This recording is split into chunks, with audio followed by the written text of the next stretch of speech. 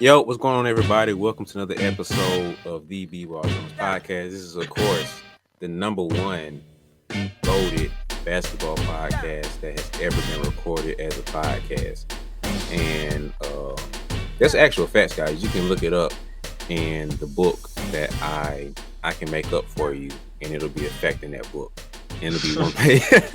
It'll be one page long, saying that the BeBall Jones podcast is the number one podcast. But anyway, um part of the reason why we are the number one basketball podcast is because we have the defensive player of the Peach Belt Conference in Nelson Haskins. What's up, bro? What's going on, brother? You good? Yeah, man. I can't complain when I'm out here on the number one basketball podcast, man. Like Man, who could?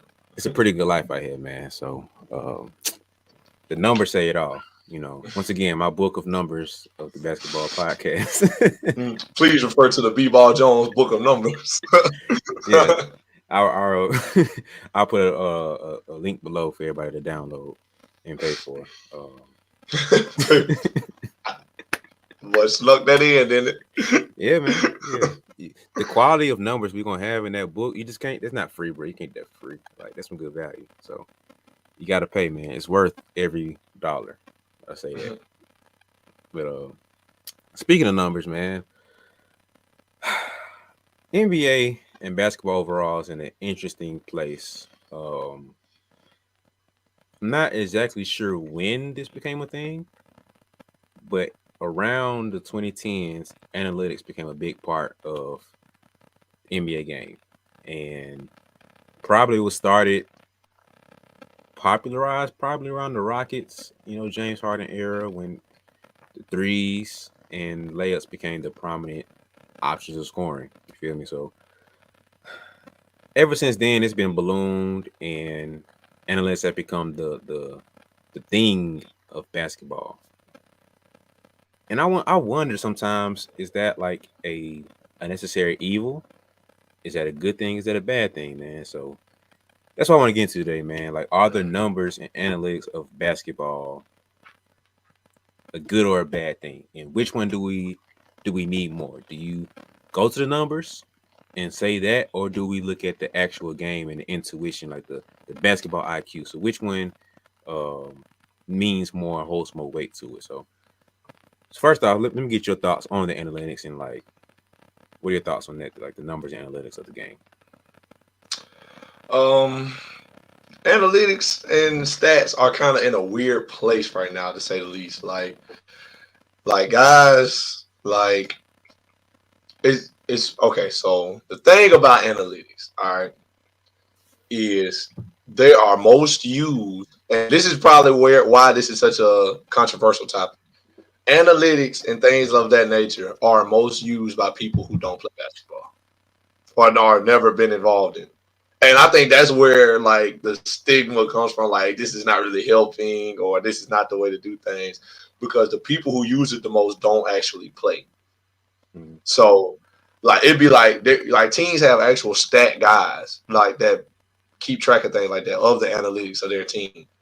Like you could play for an NBA team, and a guy might come up to you with an iPad and be like, "Hey man, when you on the floor, the team -3, your minutes might start going down." And you as the player be like, "Who are you again?"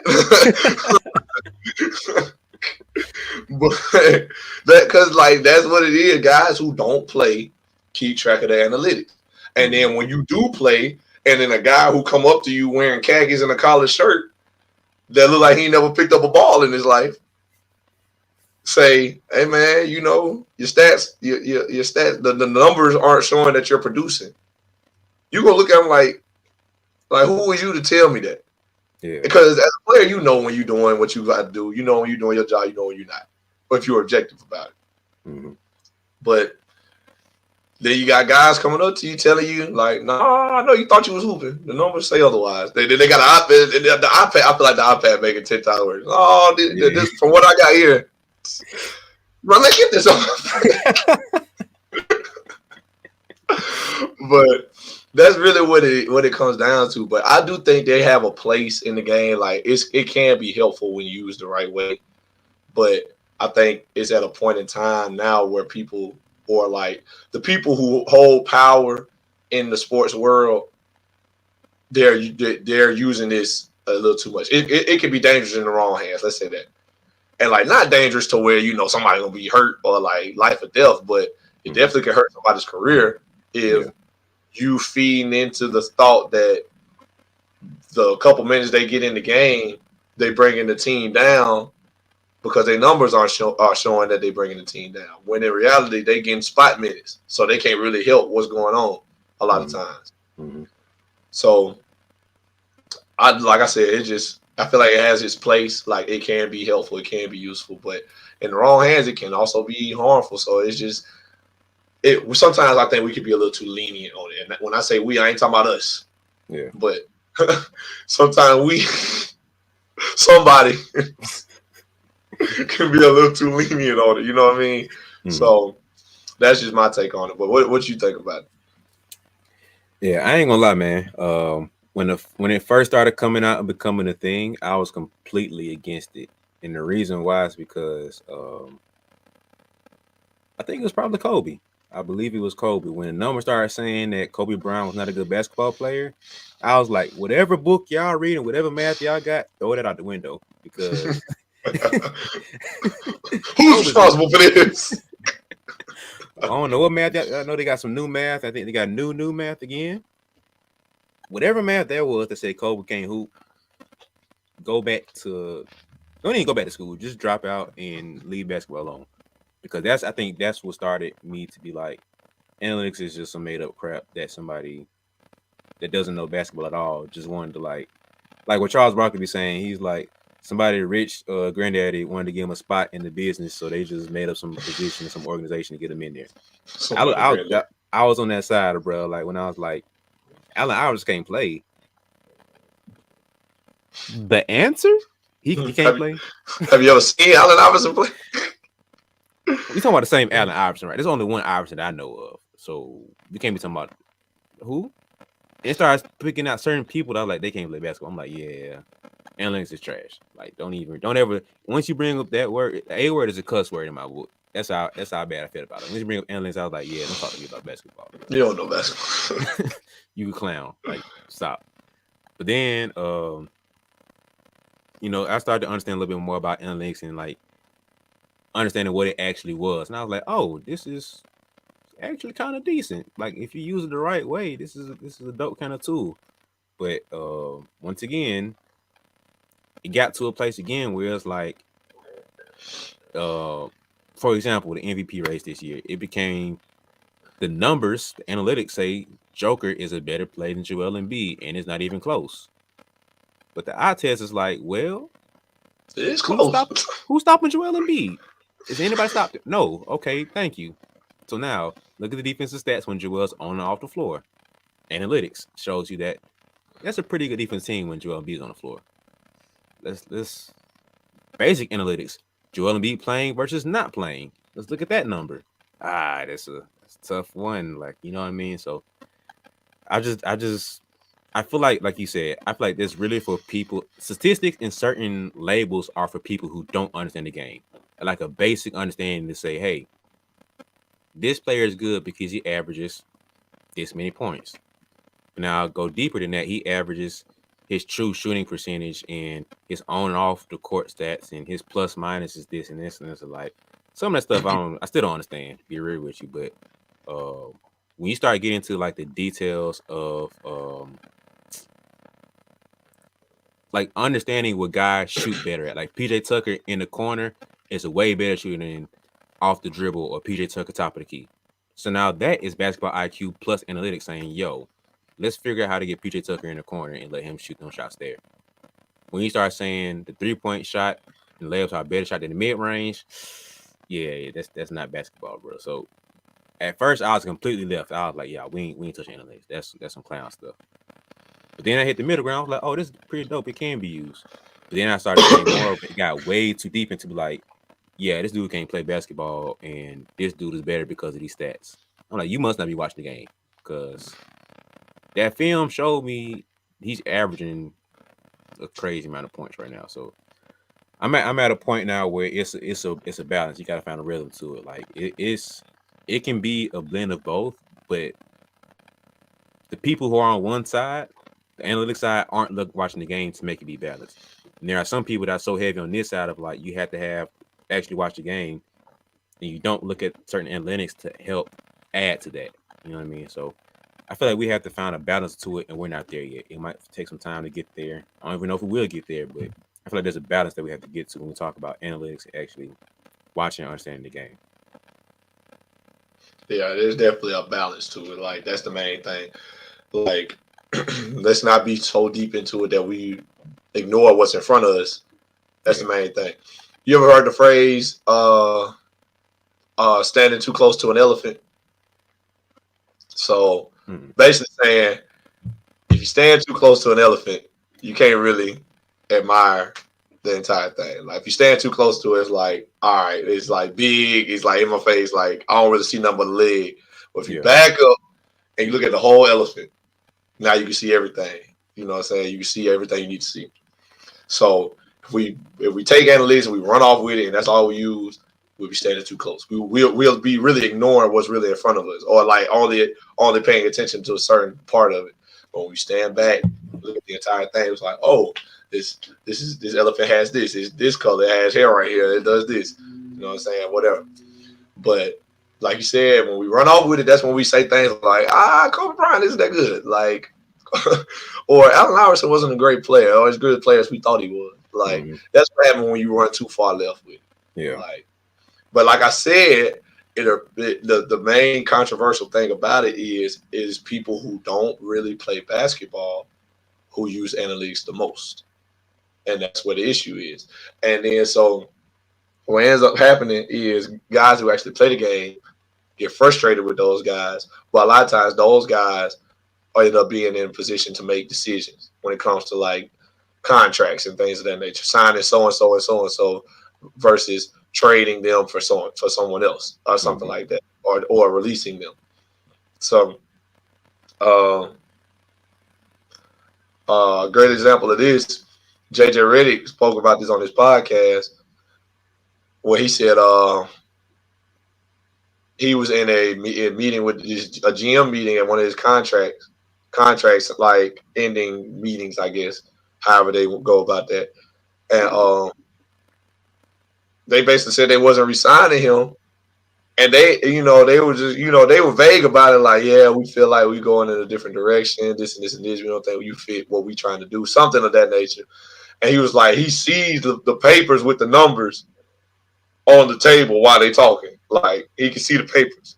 So it's like, oh, okay, so this clearly had an influence on your decision if you got them in here with you. I guess probably just in case JJ wanted to argue or something like that, like, hey, I do this and this and this, and they was going to be like, well, the numbers say, and like, I don't know if that's ever happened to you or in your playing days, but people bringing up the numbers on you as a player can be frustrating because your numbers aren't always, conducive to what you actually do. Yeah. They don't tell the whole story. Exactly, they don't tell the whole story. So, case in point, I don't know if I told the story on here or not, but hopefully, if when I start telling it, you can let me know. I played with one of my high school teammates, who was a Bucky, and he scored the ball a lot, had some 30-point games, and even a 40-point game. He scored 41 points once in our junior year, and so he had a great season, scoring the ball wise. So there was a particular game, that particular game, I'm sorry, where he scored 41 points. He had 41 points and like some assists. None other than the 41 points. Like obviously that's crazy, but like other than that, he like none of his other stats was like very crazy. But he scored the ball. My stats that game, I had a triple double. I had 10 points, 12 blocks, and uh 10 rebounds or 11 rebounds, something like that. But but we end up winning that game by 14.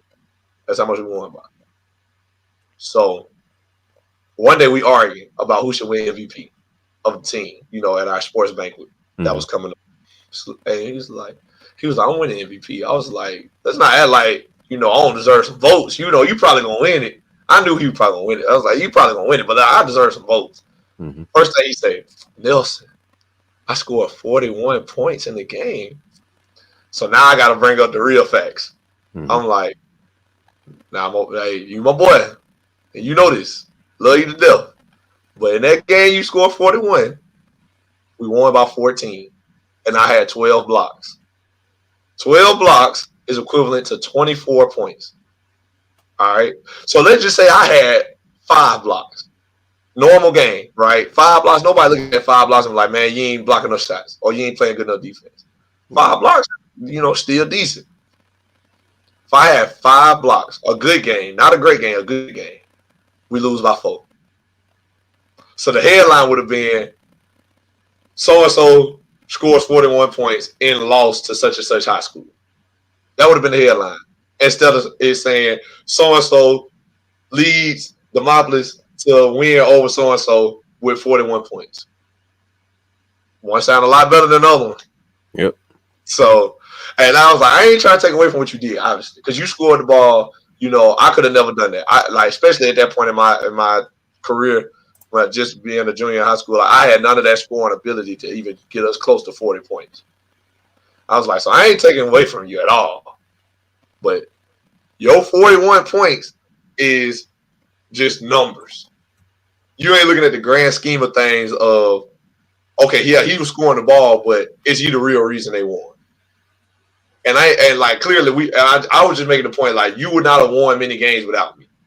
And that's why I feel like I deserve MVP votes. You know what I'm saying? And that's where I feel like the numbers come into it. You had to watch the game to know that. Because most people look at it and be like, oh, Nelson had a good game. He had a triple-double. But so-and-so had 41 points. Like, that's the numbers. That, like, stat sheet watchers, like stat sheet fans. We all, we hate the stat sheet fans as basketball players. Like, you look at the stats one good time and be like, oh, yeah, he had a bad game, and then walk off. That's the end. That's the end of your knowledge. That's the end of your studying of the game. Yeah. But to anybody that played with us or watched us play, you can look at it and be like, hey, Nelson did his thing. Like, if it weren't for Nelson, they would have lost. Like, somebody that knows the game can see that and make that observation. And so that's why I say there's a balance. Like, would it have been easy to be like, oh yeah, it was like 41 points, he the only reason they won. Yeah, I'm quite certain a lot of people did that. Oh, he the only reason they won. He got 41 points. He's not the only reason we won. If I have a regular game, we lose. And then the same people that said he the only reason they won would have been looking at it like, oh, he ain't got no help. He got 41 points and they lost. He ain't got what the rest of y'all did. Y'all ain't got no help. See how that goes? Yep. So there's room in the game for numbers and stats and analytics, but there's no replacing watching the game and making your own observations, your own vision. Because my coach tell me all the time, he said the beautiful thing about basketball is we can all watch the same thing and we all see different things. Me and you could watch the same game. We could watch Joel Embiid play, and he might get a tough bucket. First thing you'll say is, oh, man, that was tough, man. Can't nobody stop Embiid, this, and this. You might be on the Embiid train. And then I might look at it like, man, I think he should have kicked it. Like, so-and-so is open. He made it, but you feel me? So-and-so is open. I think he should have kicked. We can look at the same play and have two different thoughts, see two different outcomes. And that's why I say there's no replacing watching the game and actually making your own observation, learning from what you see, and taking that in and making your own thoughts about it. You know what I'm saying? Because anybody can look at the numbers and be like, yep, Embiid had a bad game. Yeah. Anybody can do that. But then when you see it and be like, oh, Embiid was getting doubled and triple team all night, and other guys wasn't really making shots, so he started trying to force the issue and make it happen for his team. Now we're looking at it like, if you actually watch the game, you'll look at it and be like, man, I think he was trying to make it happen. Guys couldn't get going. They're giving him the ball, trying to get buckets.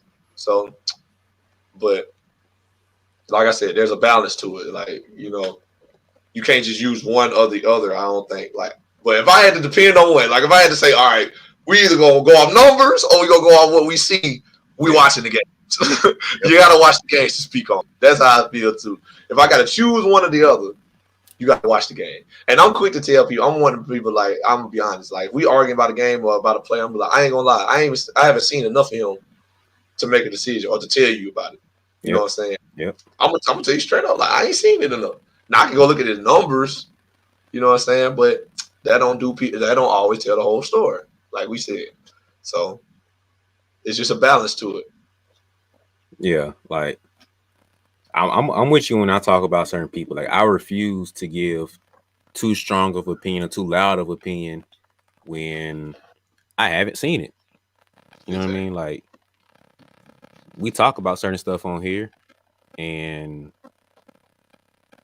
the reason I can vehemently and strongly debate you on stuff is because I watched the game too, bro. It ain't like I'm just going off stats. You know what I mean? Like Exactly. I have my own basketball understanding of the game. Like I ain't no dummy when it comes to the game. Like I ain't played the highest level. I ain't played like that, but my basketball IQ ain't that low. You feel me? Like I ain't just some dude up here running his mouth. You feel me? Like I got a couple IQ points when it comes to this basketball talk, which is why we on this podcast.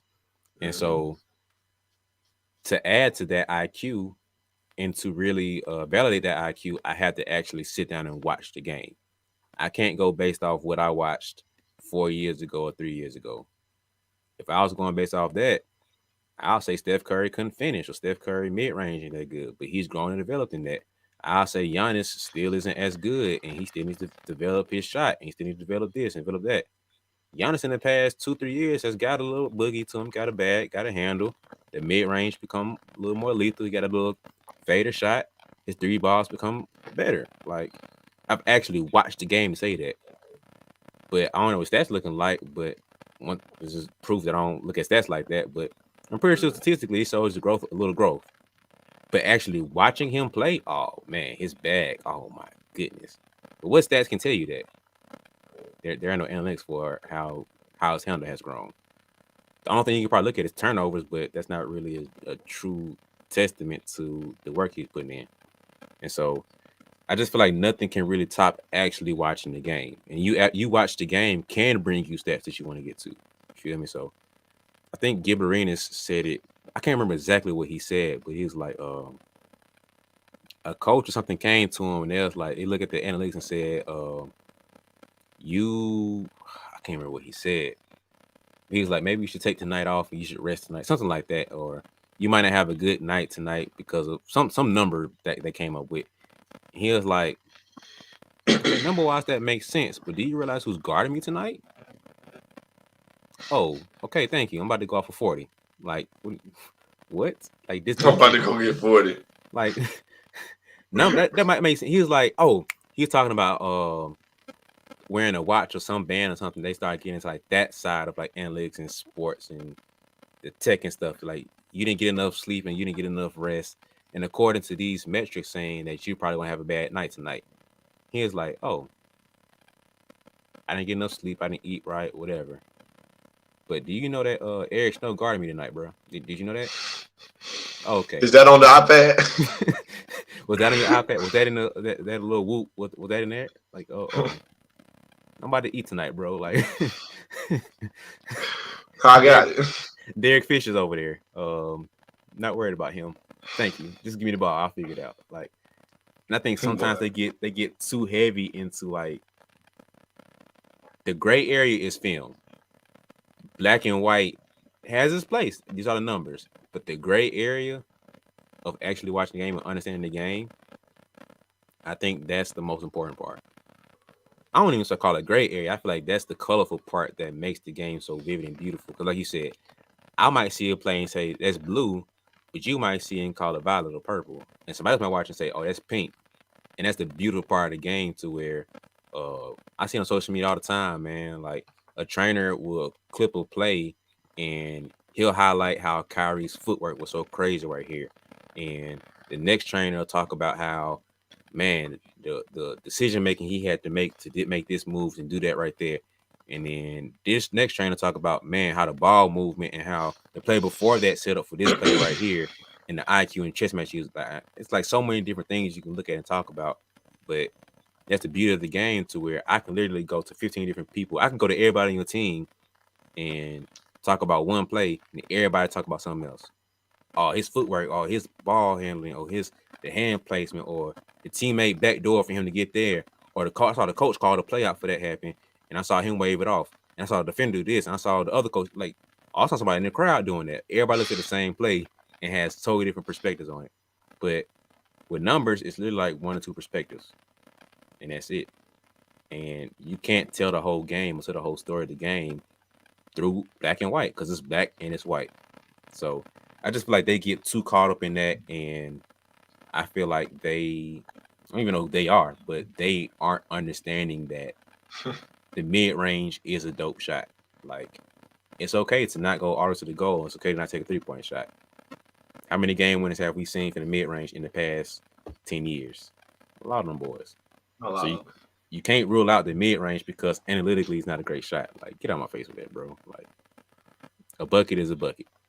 Doesn't matter where it comes from. So I just feel like they whoever they are, go watch some film and then get back with me. definitely like it's some things that you ain't gonna see in the numbers. You know what I'm saying? Like that's just the bottom line. Some things you ain't gonna see in the numbers. So like it's plenty of times people that came up to me, uh not came up to me, I'm sorry, but you remember watching me playing JUCO. You've been to some JUCO games down at the old Bevel State. Speaking of which, today as we were recording this is the anniversary of the day I signed with Bevel State 4 years ago. Mm. So, shout out to my alma mater, man. Miss y'all, all my Bevel State people. But uh so you remember back when I was at Bevel State. My numbers weren't crazy my freshman year. They was like I averaged 11-7. So a solid player.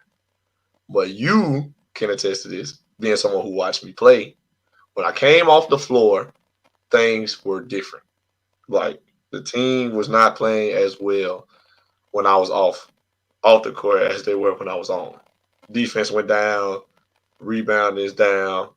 Like I was just an overall dip in the energy. So, but those type of things aren't seen in stats, aren't seen in the stat sheet or in the numbers. Like, it's just not something it's just not something you would know without actually watching.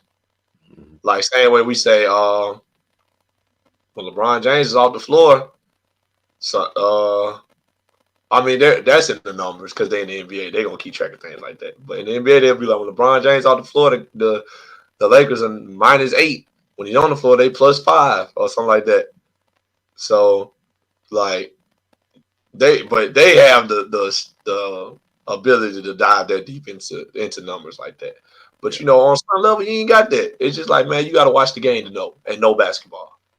You know You what I got think to it is, bro? I really I think it all comes down to one word. And we talked about this during the awards episode.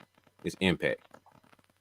impact. Numbers cannot tell you Marcus Smart's impact or Draymond Green's impact or um shoot some Nate Robinson's impact or is some bench guy who just like Gary Payton Jr.'s impact to the Warriors.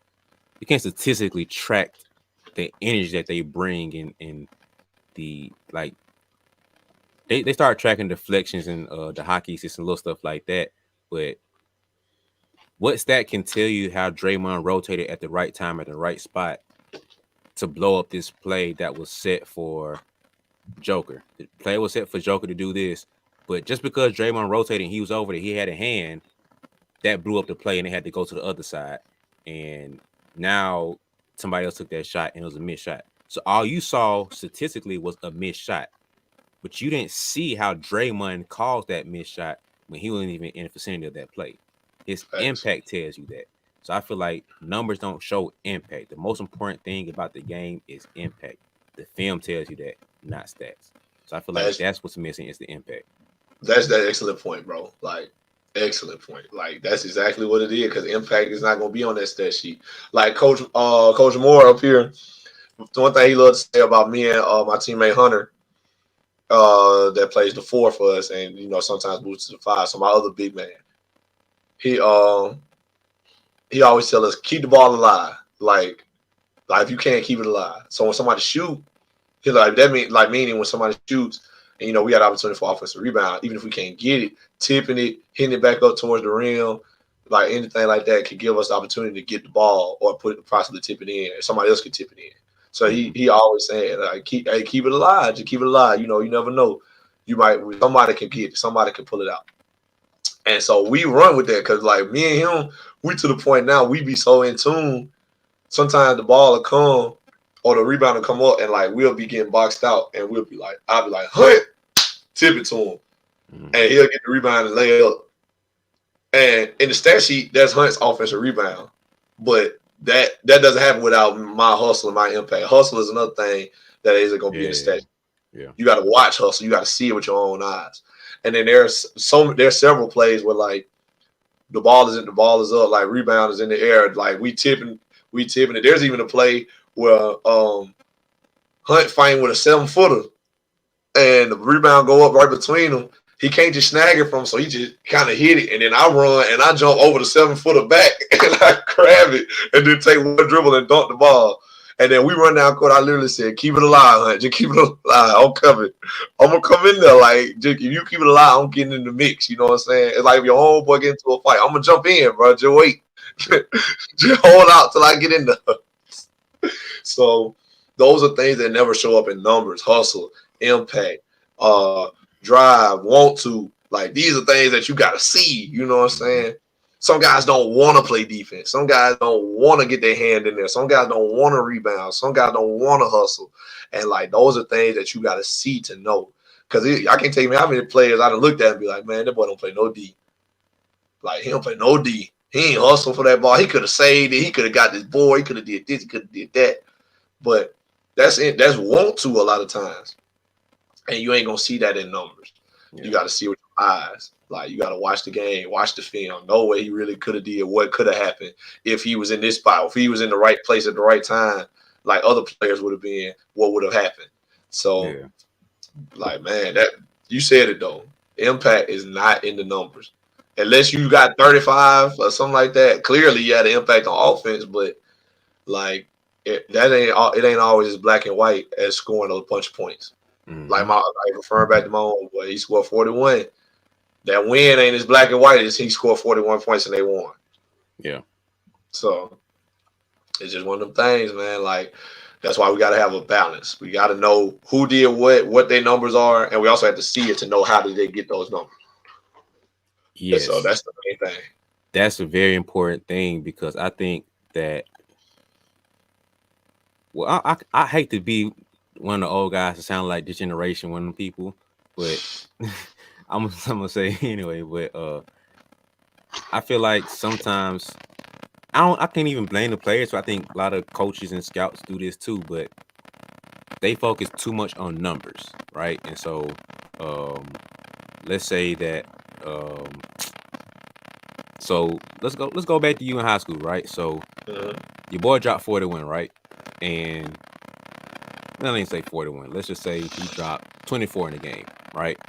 But y'all got smoked and lost by 15, right?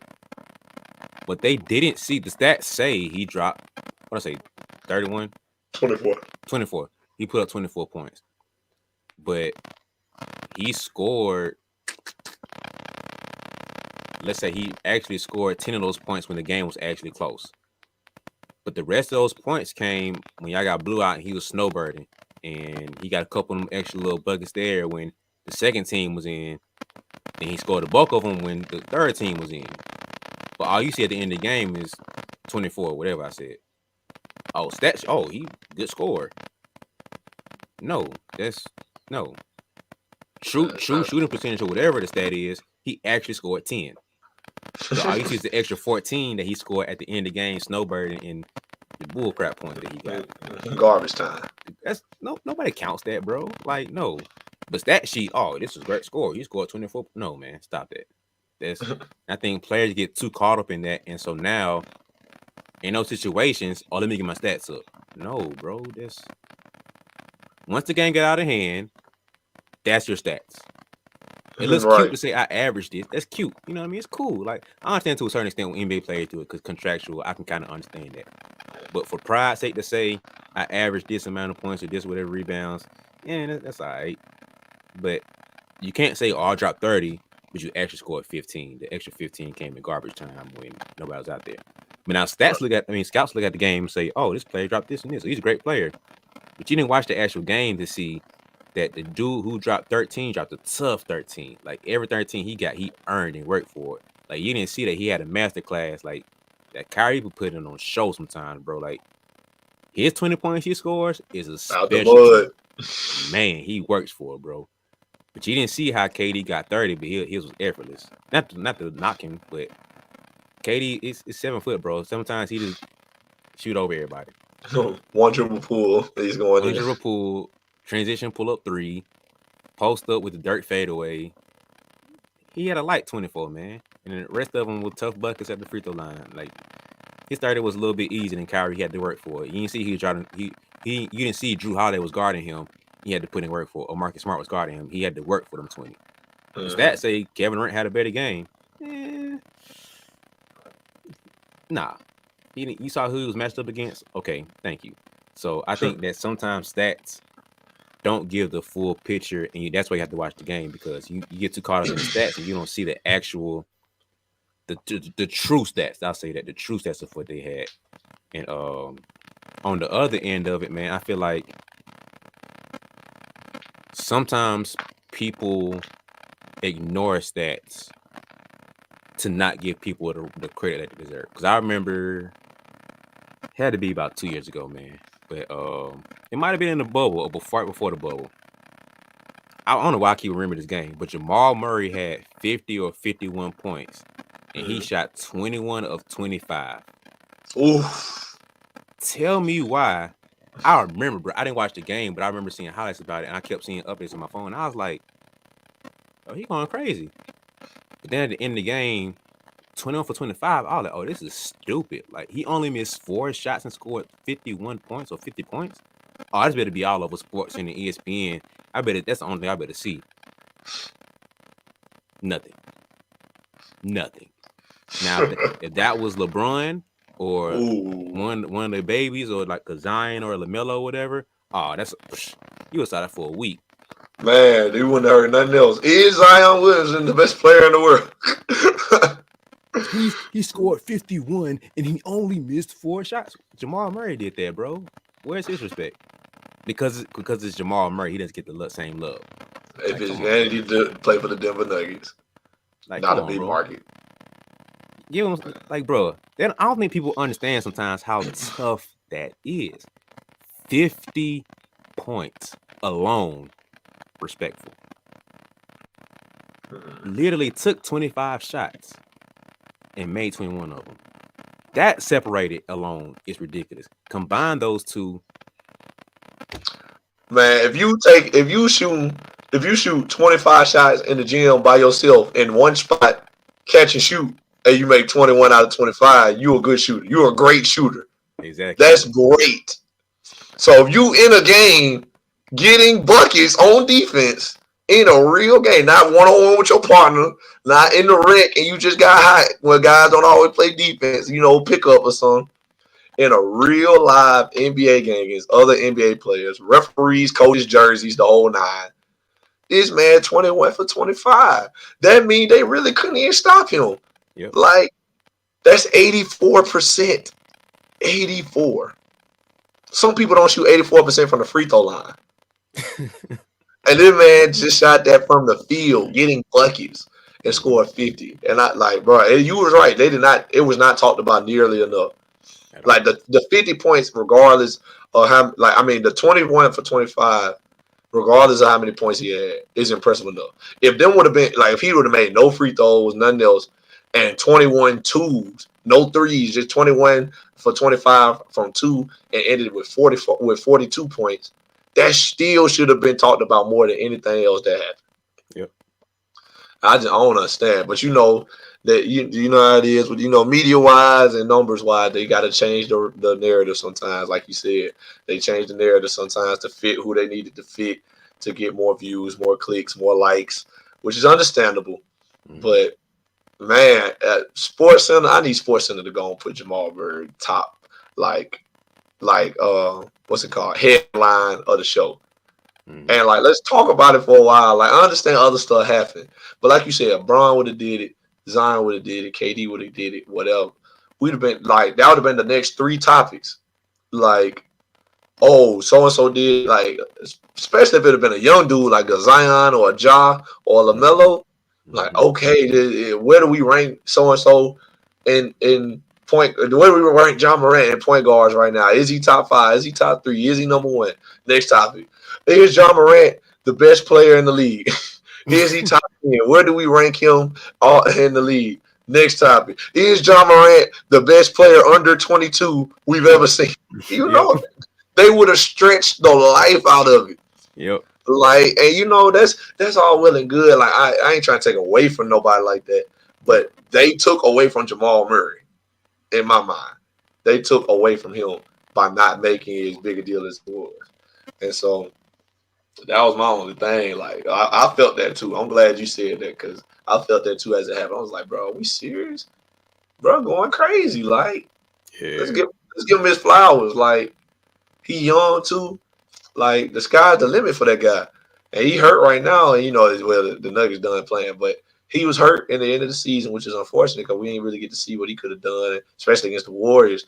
But the future bright for that boy. Like, we acted like he was just like, oh, man, that's a good game. Like, Yeah. more than a good game. Better believe if I get you 50, and I ain't no score or nothing, but if I get you 50, best believe somebody better be talking about me somewhere. I don't care if I do it at CSU. I wanted to be on Sports Center. Yep. Somewhere. ESPN. Because this man ain't no way, bro. Like, no way. We just out here acting like, oh, man, Jamal Murray explodes for 50 points. Shoots 84% from the field. Like, that was a normal game. Like, man. Oof. That's some legendary stuff, bro. Like, Legendary. In the playoffs. Oh, wait. Was it in the playoffs? I think that game did happen in the bubble, though. But I don't remember if it was in the playoffs or not. I know it was that year for sure, but I don't remember if it Yeah. was in the bubble or if it was right before the bubble. I just remember that happening. I remember that stat. I remember sitting in my room being just like literally sitting there just like, hold on, bro. Like, am I reading this right? 21 for 25.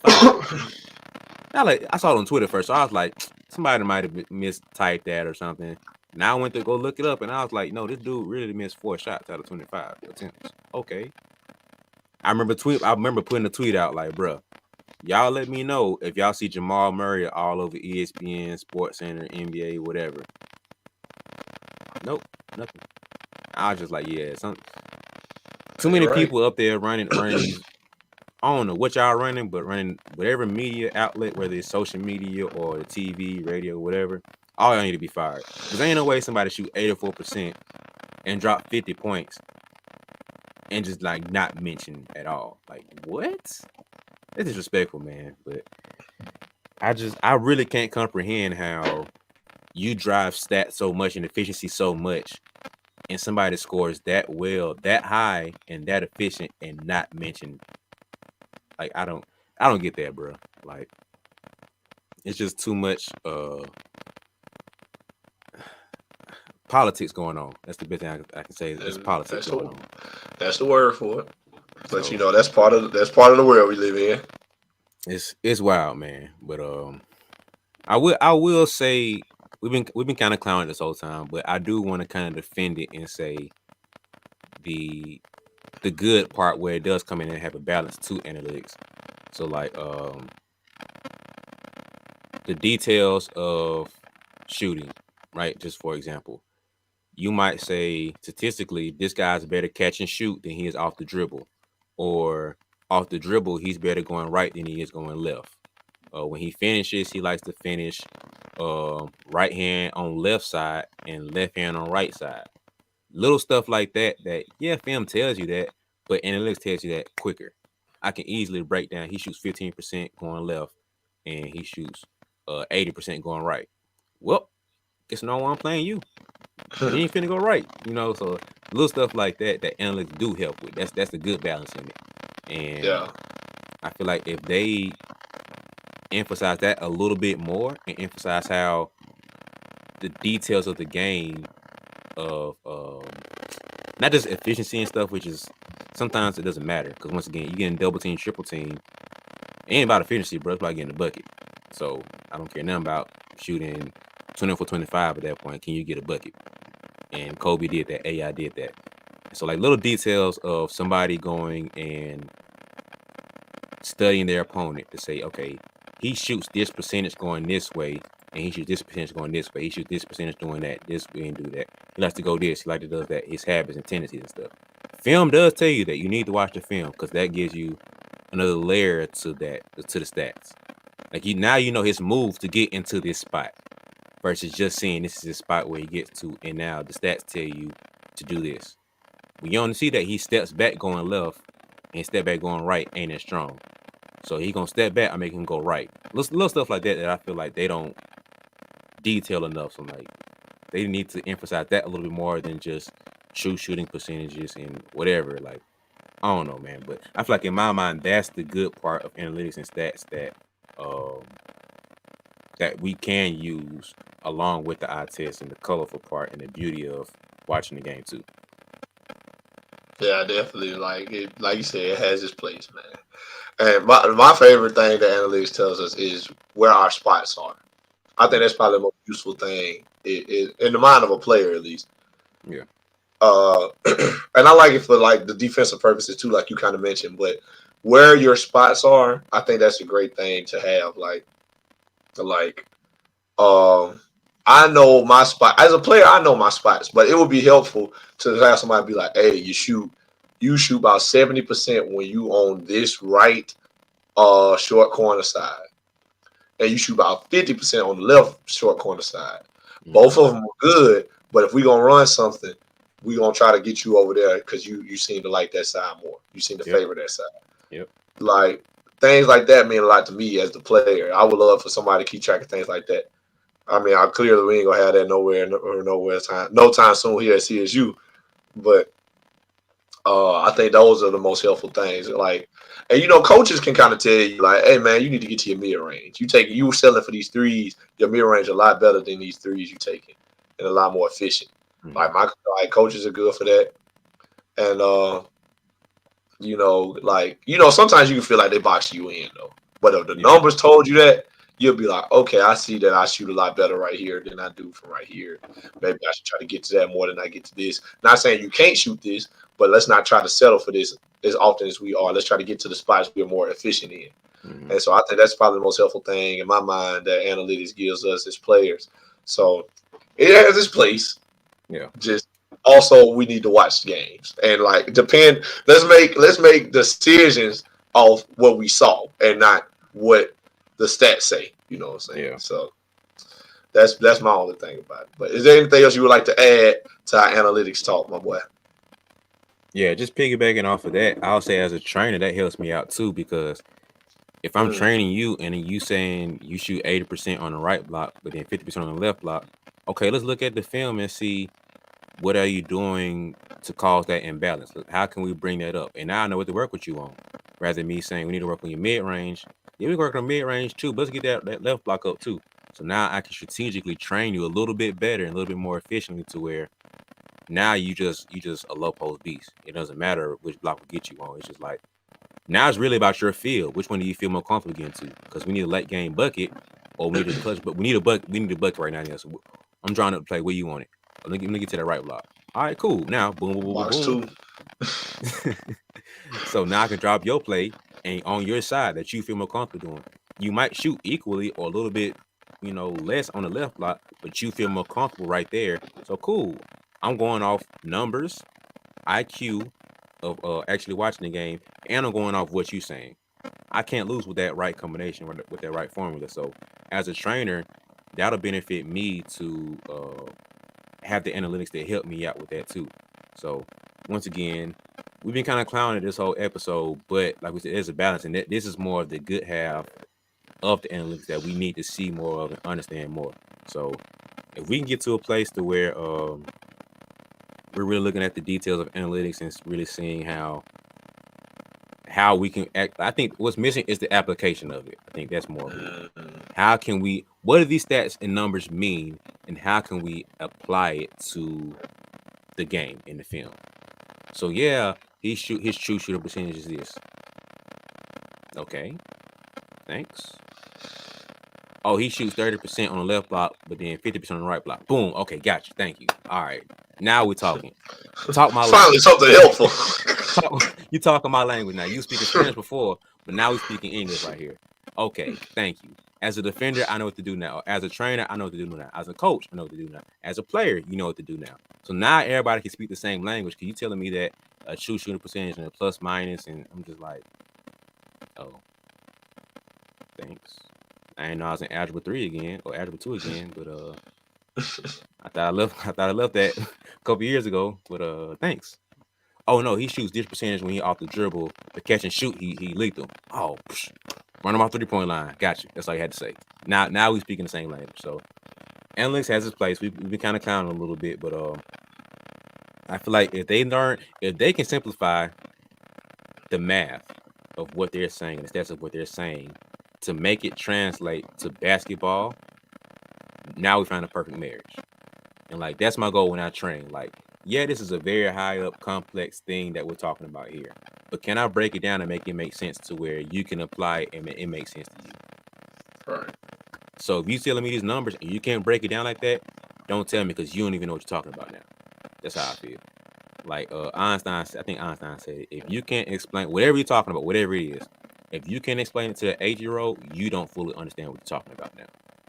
And I take that for life, bro. So like, if you can't sit here and explain these numbers to an 8-year-old and say, oh, his true shooting percentage is this. What does that mean? That means when he's going to his left, he shoots this way. When he's going right, he's going this way. When he shoots in the right corner, he does this. When he's in the left corner, he does this. Oh, dope. Thanks. Gotcha. Understand, Bob. Back in office.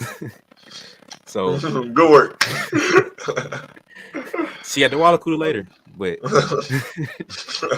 yeah, man. I just feel like that's more of the marriage we need to go to, and I feel like some people like a Charles Barkley went a little too hard, knocking analytics, and for years he just like nope. And I think around a year or two ago he finally softened up, and he is like kind of what we saying, like yeah, y'all some nerds out there, y'all know what y'all talking about, but some of these stats are cool, but most of y'all just nerds that don't understand the game. And I feel like we're getting, or we can get to a place where it's a perfect marriage, because there's a lot of hoopers out there that don't understand the numbers and the efficiency of that stuff. But we can clean it up a little bit by looking at the numbers. But then you got numbers people and the nerds and geeks or whatever Charles Barkley called them that don't understand the game. So we can find that marriage to where it makes more sense. That game can grow more efficiently. Speaking of numbers, more efficiently. So I had something else I wanted to say, but I forgot it a long time ago. But well, if you don't remember, no, I'm just playing. But that's all you got to say right now, man. I think I'm good. I think I got all my pieces out. I guess that'll do it for another episode of the BeBall Jones podcast. So, but we appreciate y'all for listening, man. This has been a good one. I hope y'all got something out of this from a player and a trainer's perspective on numbers. And, I like numbers. I'm a math guy. Like, I'm decent at math, and I like numbers. But like when it comes to basketball, I like to keep my math and my basketball shit. You know what I'm saying? Like, I like to hoop. I don't like to do math when I hoop. But anyway, we appreciate y'all for listening, man. Be sure to like, share, and subscribe, and comment. Let us know what you think about the numbers. Let us know if you think we off or what. Like, are we too hard on the analytics? Like, should we soften up? Should we appreciate it more for what they're doing, or maybe you agree with us? Do you think we should do away with it? Let us know what y'all think and what y'all thoughts are. And so, also be sure to follow Brian on social media at BeBall Jones. That's BeBall Jones on Instagram, Facebook, and Twitter. Also on TikTok now. So please go check those videos out and like those up for us. Also be sure to follow the podcast TikTok at BeBall Jones Podcast. And we got a couple videos up there already. So be sure to check those out and like that up for us and follow us on there.